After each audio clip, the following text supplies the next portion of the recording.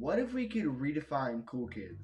Instead of being the popular kids, the athletes, or the kids with amazing talents, cool kids would be the kids who wake up and make a difference, who ask themselves, how can I make the world a better place?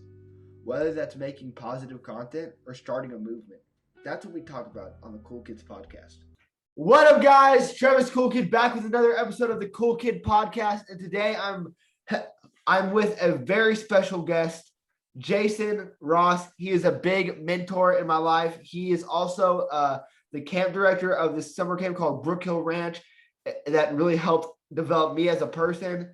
So tell us a little about yourself, who you are, what you do, etc. Yeah.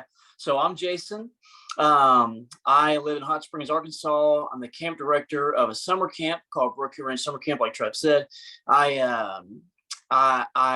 Me and my wife have been in the ministry for about 10 years now. We love connecting with people. We love, loving on people and teaching Jesus to people. And so, man, we that's kind of who we are. That's about it. We have three kids. I have a 5-year-old, a 3-year-old, and a 10-month or 11-month-old, about to turn a year. And so I'm a dad, I'm a husband. I lead worship at our church. I lead worship kind of around at different churches too when they have me. And that's kind of who I am. It's kind of what we do. We're in Hot Springs, Arkansas. Yeah, that's awesome, man. And it's really cool. And Jason, you know what's this episode's 10 times more special than all the rest? You know why? Why is that? Because this is the first official episode that we have a sponsor. I just want to shout out to Anchor. Thank you for sponsoring this video. And yeah, so that's pretty cool. Sick. Yep. Nice. They're a podcast streaming service that is partnered with Spotify, and they sponsored this segment, so it's going to be awesome. That's really cool. Wow. Yep. But so when did you start like getting into this field of like ministry? But like I know, like how did you eventually get to the place where you're at, like help like running this camp and stuff like that? Like where did that start? Yeah. So I started with I've always loved hanging out with kids, connecting with kids, anybody young. I've always had a heart and a passion for that. And so I went to a Bible internship, and actually your dad asked me to be a counselor at this summer camp. And I was like, well, it sounds kind of funny, but I'll try it. And I fell in love with it, and I really just never left. I stayed there for a long time, and ever since then developed a passion to keep connecting with young people, but then at the same time developing other leaders to do the same thing and teach Jesus to these kids. And so that's kind of how I got the start into it.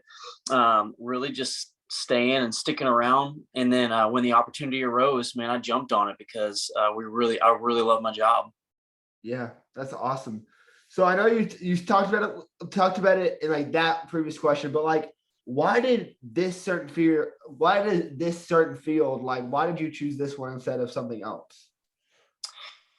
Kids, it's crazy. So, I feel like God has been developing me in a lot of really cool things.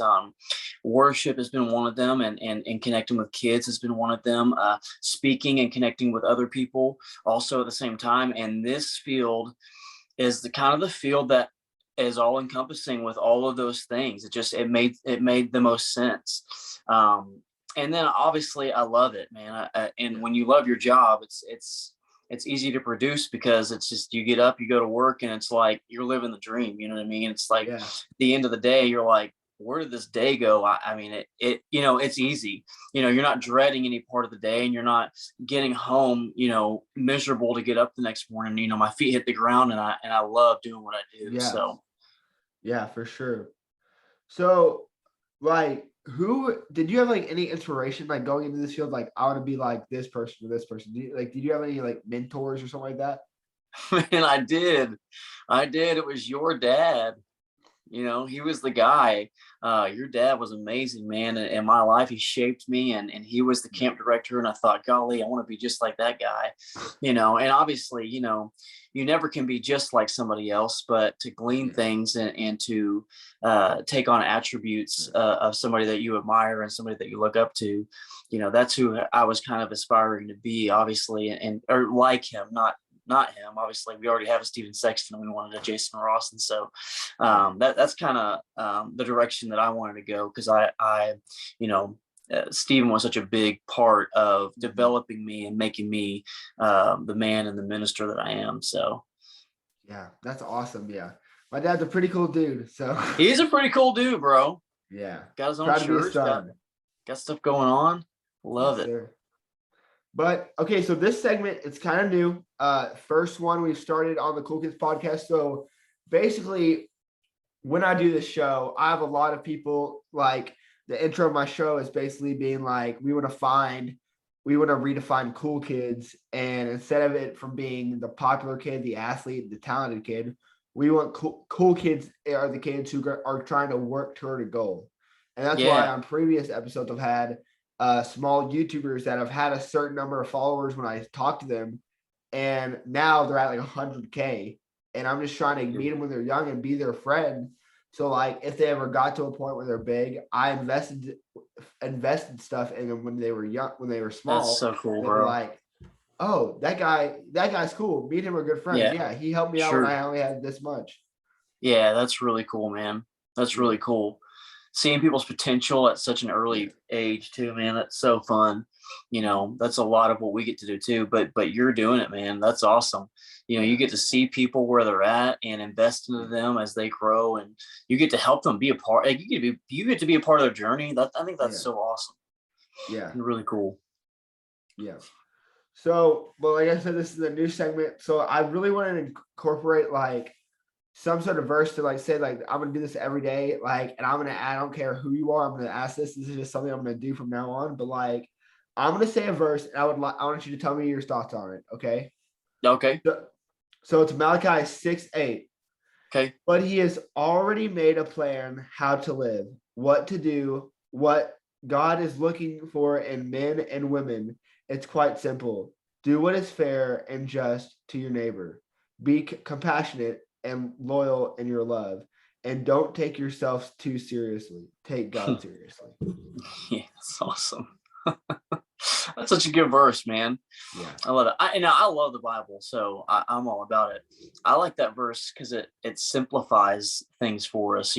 Sometimes things get super complicated, and you're like, okay, I've got this drama here, or, I've heard this gossip here, or, or what direction is my life supposed to go in? And some of these things start to kind of cloud out just the simpleness of what God wants us to be and who he wants us to be, which is loving the people around us, loving him and loving people, two most important things, And so I like that verse really simplifies it out. I think that people do take themselves too seriously sometimes. Do you want to build a life centered around yourself, or do you want to build a life centered around the Lord? And so I think that's the biggest thing. God brings opportunities to you. I have only ever tried to live listening to where the Lord was guiding me and leading me, and a lot of times my flesh and who I am didn't agree with that. But whatever God said, I did. And, that's actually what kind of led me to the camp director position that I have at Brookhill. It pushed me there because, man, I never would have dreamed that I would have even had that opportunity. And then all of a sudden, listening to the Lord's voice step by step, it was just like that. So I love the simplicity of that. That's really, really cool. And I feel like in the same token, like, don't take yourself too serious, take God serious. Like, I feel like a lot of time we're taking ourselves like too serious, like, because we're like stressing about other topics. And like we need to like take God seriously because like it's in his hands. And like it's very easy to be like, I have so much stuff going on, I'm never going to be able to do it, I'm going to mess up a million times. And like if we just know that we need to put our faith and we need to take that what he's doing and what God is doing seriously, that praying, taking the Bible, it's a purpose. And if we take it seriously, it can eventually evolve us into better people and give us more knowledge and just advice, etc. Yeah. Oh my gosh, it's so true. It really is, man. That's so good. I think that God, it's crazy. I think God has a way of slowing us down a little bit with all that we take too seriously. You know what I mean? And our culture is a hypersensitive culture. Yeah. Everything is offensive and everything's got something. It's hard to even speak in public without somebody getting mad or offended at the way that you said something. And God has a way of just like when you're in His presence, just like slowing down and going, hey man, why don't, instead of us focusing on all of that and all that offense and all that stuff, why don't you slow down and like spend time with me, talk to Yeah. me. It's crazy how His presence does that. Yeah. It's really, For real. But we're going into the question. So it's kind of a big question, like a lot of different answers. Fast food, what's your go-to? that's a big question. That is. All right. So I'm big on fast food, bro. But see, it's a complex question for me. I can't keep that one simple because it depends on where I am. Okay. At any given moment in Texas, I am a Whataburger guy every time. My wife hates it. She hates that I love it so much because I will eat there. If we go to Texas, I'll eat there almost every single meal. Like I want Whataburger every single time. That's my jam. But if I'm here in Arkansas, where they have deprived us of Whataburger, which is super sad. It's a protest that I'm actively trying to stand for. I go to Panda Express. Panda Express is my second go-to. And so Panda Express. Okay, Panda I can Express, say, bro. I'm Chinese. I love Chinese food, and Panda Express somehow, I don't know what it is, or orange chicken, I guess, gets me. yeah, that is good. It's just some of it is jive. Like the orange chicken, really good. The noodles, really good. But everything else is just jive. It's just like That's all you eat, though. That's what you go to Panda Express for. It's the chow mein and the orange chicken and the Beijing beef. Yep. I'm just saying. But so transitioning back into like the ministry portion, did you like what's like the biggest thing like you have like learned from ministry, like hardship that like was eventually something you learned from it, or like some like situation that you were in with a parent and that just happened, you're like, whoa, I can do that differently. Like what's something like a big learning from having like the title and like the baggage of like being like the head of Brookhill, like not like head, like I know there's David, but like from the campus perspective, you're like, Sure. Yeah. I think there's two things that I've learned that are major. One is more just personal, like contentment, man, just being content and peaceful with about where you are. I feel like we so push to like, okay, well, I've got to be that. And now I'm the camp director. So now I've got to run the company, then I've got to run the world, and then I've got to, this, and you're not, when you're constantly only looking forward, then you're missing what you have right in front of you. And so, more money, more time, more pushing and more ministry all the time, then you miss what you're doing in the moment. You miss the people around you. And then another thing that the biggest probably thing I've learned with just like dealing with people, is that people are people. Yeah. And I don't know if that makes sense, but like I used to talk to parents on the phone, and when I would talk to them, it was very like business, like, okay, your kid's here, this is what's happening, and now they need to this, and then this, like, this is the order of things that need to happen, instead of like talking to these people like they're humans, and talking to parents like they have hurt in their life and they have things going on, and so one of my first questions, instead of asking, hey, how do you want to discipline your kid, or how do you want to deal with this hard situation that I'm dealing with your student, I more began asking the question, is there anything going on at home that would cause them to act like this? And that's opened up a lot of ministry moments, even with parents on the phone. And we tend to think that Brook Hill's just for kids, and then you don't realize that these kids are coming home to parents that are also hurting. People are people, so people hurt, and people have emotions, and people deal with things too. And so that's probably one of the biggest things that I learned dealing specifically with parents, if you want to go that route, is that you can't overlook people for you can't just do business at the expense of overlooking the people that are in your business, if that makes sense. That's really good. Like, that's something I've had to learn, like, because like I also lead a Christian club at my school, and like I've made some mistakes with that, like only looking at people as like leaders, but not like as the actual person. I think it's Sure. difficult for like young upcoming leaders, and like once you get a hold of like a major thing, it's hard for you to be like they're your people too. They're not also the people helping you run your business or something like that. There's Yeah. behind it, and that's something that I feel like every successful person needs to learn. You know? Oh, it's so important. You got to see people. Yeah. Gotta see people. Well, those God's two greatest commandments is love me and love your neighbor as yourself. Love your people around you. So if you miss that, you miss one of the greatest commandments in the Bible. You know. For sure. So like has a parent like so I know Brook Hill like over the years because it's been around 50, 60 something years.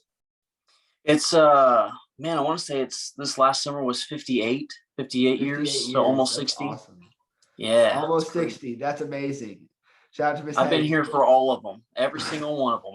I've been here. Yep. I know I look 16, but I'm really 60. Yeah. Been here since day one.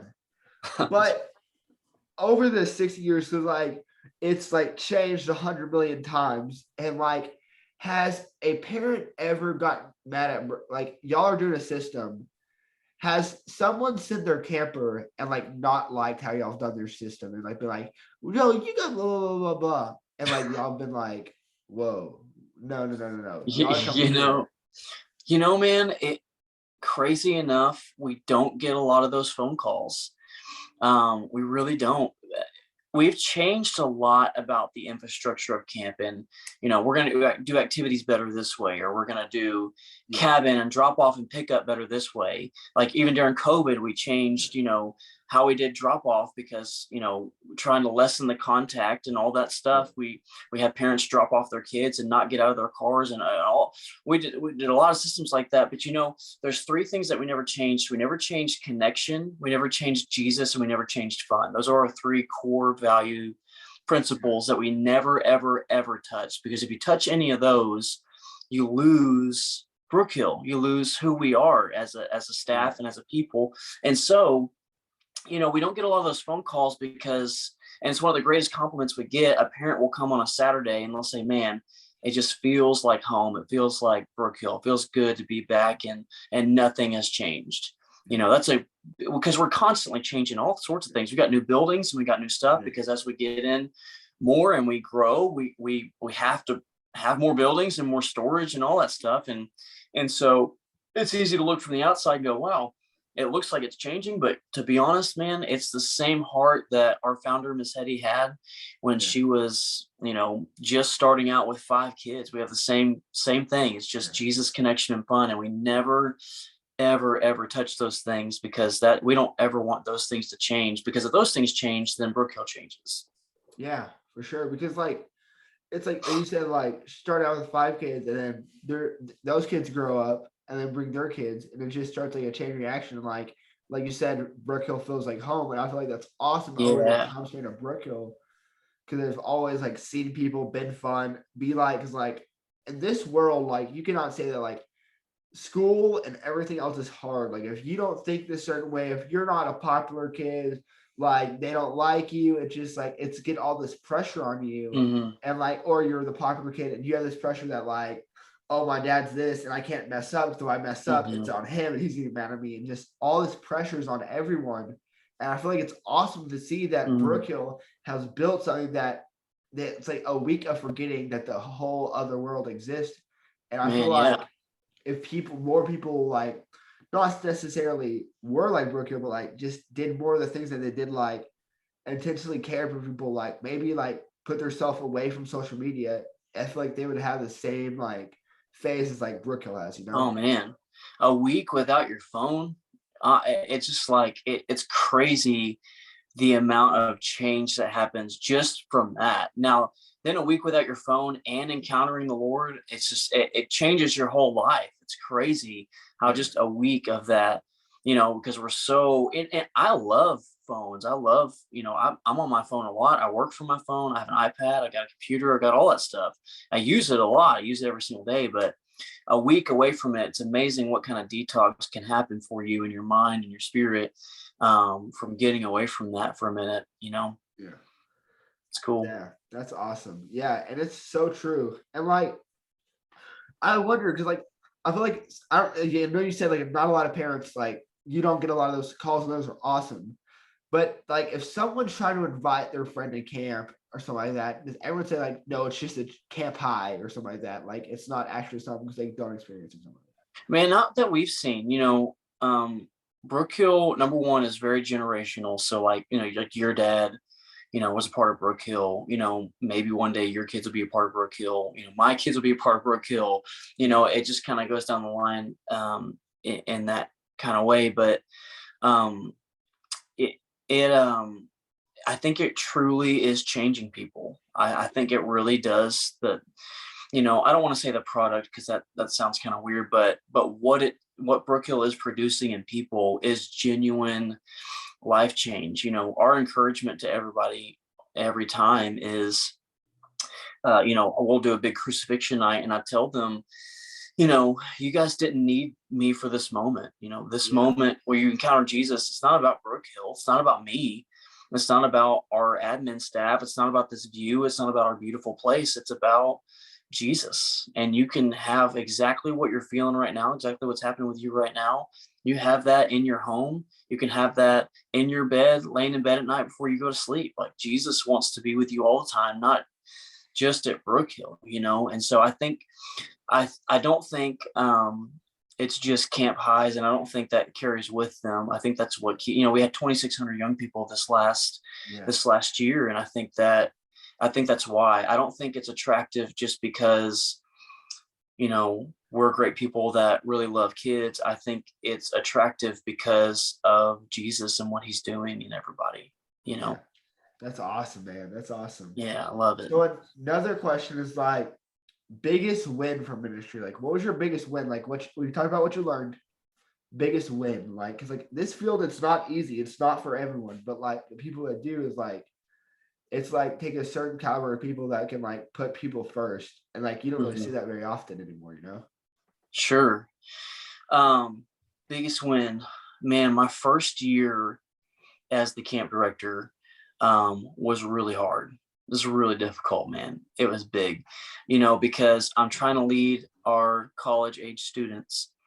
And I was trying to lead, our, all the campers, and I'm trying to do all that. And, I'm not just leading campers, I'm leading these college age students and how to lead campers. So it's a different level of leadership. And I remember being really discouraged the first year because I was really trying my best, but I just didn't have the rapport with everybody yet before I jumped into all that.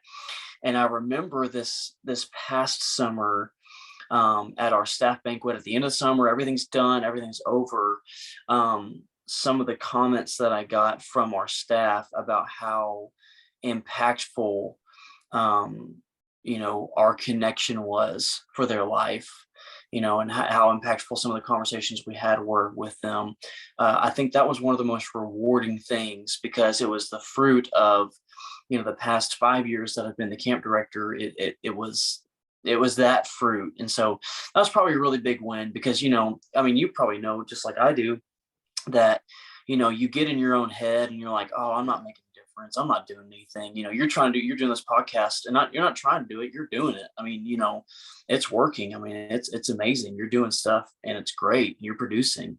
But you still, it doesn't matter if you're at the bottom or the top, you can always get in your own head and tell yourself, yeah, I'm not making that much of a difference. I'm not that great of a person. I'm just a weak little man, all those things. And so I think that was one of the biggest victories is fighting through that. And then watching your life impact people, watching Jesus do it through you. Cause it's really, it's way more him than it is us. Right. Sure. And so, yeah, that's awesome. And I think I really liked what you said because like you said your first year, very hard. It wasn't going well. And then now 5th year in, you had your best thing yet. And I feel like that really grows into things that like we try to like establish because like everybody wants a get rich quick scheme. Everyone doesn't want to put in work. They don't want to. They just want to buy a stock one day and then get $1 million the next. They want to do stuff like that. But no one wants to invest like Bitcoin. Like in 2016, no one wanted to invest, and the people who did now are millionaires. And now Right. everyone else wants to do it because they're like, oh, I can be a millionaire, but you can't because you didn't invest Hmm. early. That's And I feel right. like it's the same thing with like this podcast. Like, yes, they're not going to be 100% the greatest, but if I can get better every single one, and every new guest I do better questions, better stuff, Sure. what am I going to be like in 5 years or something like that if this is still going? Like, Yeah. And yeah, that's so good, bro. That right there. I feel like if there's a life lesson anybody learns, it's that right there. It's that nothing valuable comes quickly. If Yeah. valuable things are built, my marriage with my wife, I wasn't the great husband to start. We had to build that, Sydney had to build our marriage. We had to build our kids. We'll have to build, our business. We'll have to build. But it's almost like you prefer it that way because God prefers it that way. It's like God honors the process more than he honors the product. You know what I Yeah. mean? Like he wants to be a part of the journey, not see you just have a bunch of stuff up all at once. Now, would I love to win the lottery? Sure. That sounds awesome, but I think God is doing a better thing, which is teaching us how to manage and how to do and how to build. Yeah. That's That's good awesome. stuff. We should start Yeah, to stay on that the whole time. I love that. It's for great. sure. But ending it with the last question of the night. So like this feels like we've talked about, it's hard. You need to be selfless. You got to be able to make sure that like you're not doing it for yourself. You're doing it to like have Jesus and God throw through you until you that they can impact people through you. Hmm. And like for someone who wants to eventually get into the ministry field or like be a camp counselor or do something like that or be the director of it, what like advice would you give them? Um, uh, get rid of yourself. I don't know if that makes any sense. I'll Yeah. explain that. Let me explain that. I think that a lot of times people see influence and they see people preaching and they think, I want to be that because number one, that's in the spotlight. Number two, they're seeing the impact that they're making on other people's lives. And of course, anybody wants to be a part of that. But I think what the missing ingredient is that you don't see when a pastor gets up to speak, when your dad gets up to speak, when I get up to speak, when, anybody, Stephen Furtick, somebody, a major pastor, when I think what the missing ingredient that you don't see is the amount of time that person spent becoming less so God could become more. Spending time, I'll spend time in my office, on my knees worshiping God, with my life, with my standards, with the way that I live. My advice to anybody wanting to go into the ministry is do what God wants you to do. Pray about it. Pray for sensitive ears. Pray for wisdom, because nobody can step into what my ministry is. God has called me to a specific ministry, but I can't step into what you're doing. Yeah. God hasn't called me to that. God's doing a different thing with me, right?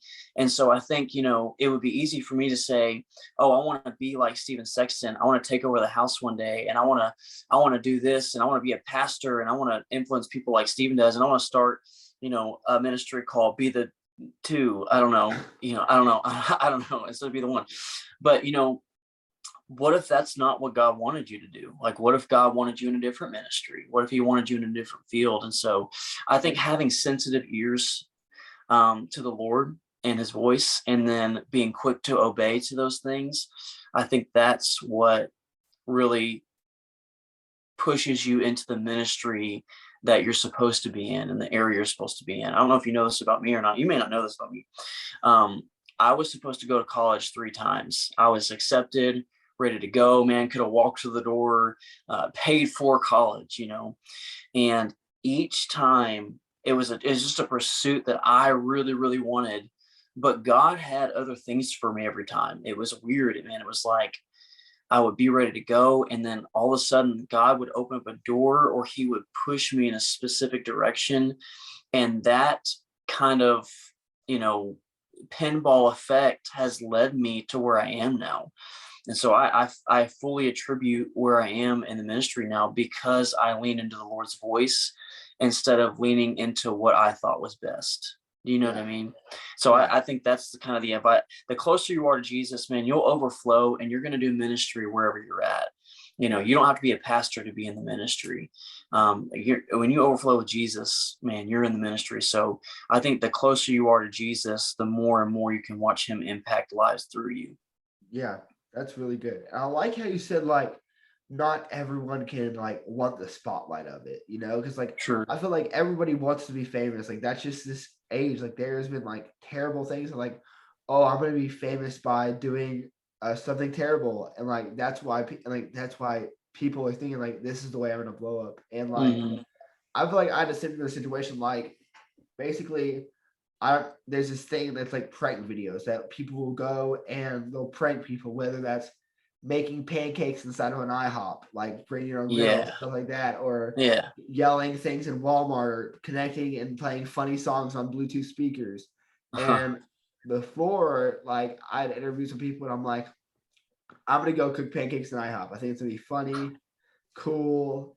It's gonna give me spotlight. And then like I'd like check myself, and my dad helped me. He's like, check yourself, because like those people in the videos that we all see that have 2.4 million subscribers, guys, they're big, they're doing it, but no one, the million people that watch their videos thinks it's funny. But what about the 5 people that they pranked that were real people that were in the videos that were made content at their expense? How do they feel? That's so good. And I just remember thinking like, I'm not that guy. I mean, like I'm a friend. I'm gonna take care of people. I love people. So why would I put myself in a situation where my whole fan base is making fun of people? Dude, that's so good. That's so good. It's all about, it's literally all about, that's so good. Because they matter. You know, you're trying to get 2 million whatever followers or views or likes or whatever, and you did that by hurting somebody else. So there's a Bible verse about that. It says that fools refuse to turn away from evil to achieve their dreams. You know, and that doesn't mean that you can't achieve your dreams through evil. That you probably can. But what good is that when you get to the finish line and God said, you pranked a bunch of people and turned them away from me by getting there, you know. Not to say that's what anybody did or that happened, you know. I'm sure they're great people. I don't know them, but you know what I mean. That's really good, man. Top 2 commandments: love me and love people. I think that's a great heart, Trevor. You're awesome. That's great. Well, Jason, thank you so much for hopping on this interview. Guys, make sure to go follow Jason's Instagram, and go follow Brookhill Instagram. The link is down in the bio. Guys, if you enjoyed, don't forget to download this. Give us a 5-star rating on Apple Podcasts, stuff like that. Jason, thank you for hopping on. Thank you for your time. And remember, stay cool.